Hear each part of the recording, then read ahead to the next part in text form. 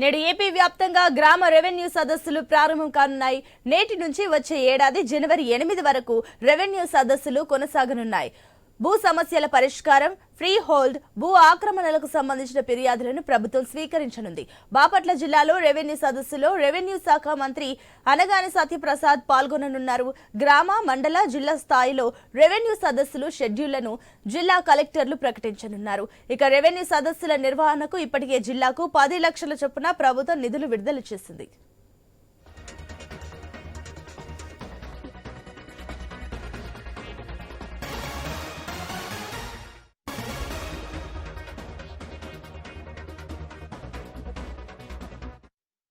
నేడు ఏపీ వ్యాప్తంగా గ్రామ రెవెన్యూ సదస్సులు ప్రారంభం కానున్నాయి. నేటి నుంచి వచ్చే ఏడాది జనవరి 8 వరకు రెవెన్యూ సదస్సులు కొనసాగనున్నాయి.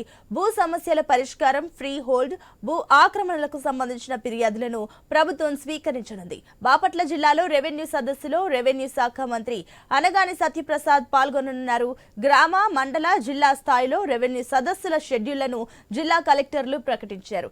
రెవెన్యూ సదస్సుల నిర్వహణకు ఇప్పటికే జిల్లాకు 10 లక్షల చొప్పున ప్రభుత్వం నిధులు విడుదల చేస్తుంది. దీనికి సంబంధించి మరిన్ని డీటెయిల్స్ మా కరెస్పాండెంట్ హరీష్ అందిస్తారు.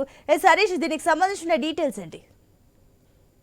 ప్రజెంట్ గ్రామ స్థాయిలో జరిగేటువంటి రెవెన్యూ సదస్సులకు సంబంధించినటువంటి అంశం కొంతవరకు కూడా కీలకంగా మారింది. ఈ నెల జనవరి అంటే వచ్చే ఏడాది జనవరి 8వ తేదీ వరకు కూడా రెవెన్యూ సదస్సులు నిర్వహణకు సన్నాహకాలు చేశారు. నేడు బాపట్లలో జరిగేటువంటి కార్యక్రమంలో రెవెన్యూ శాఖ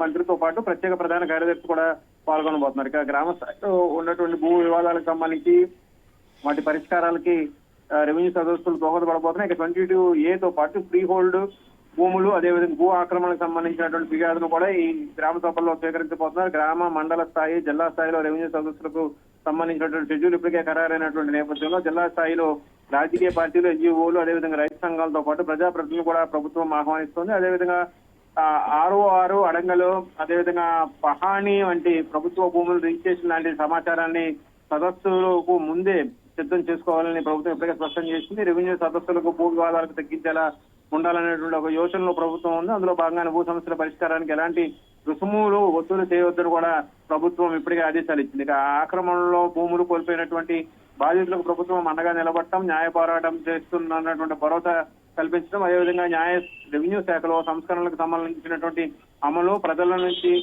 సదస్సులో పూర్తిగా వారి అవగాహన కల్పించడం, వారికి సంబంధించినటువంటి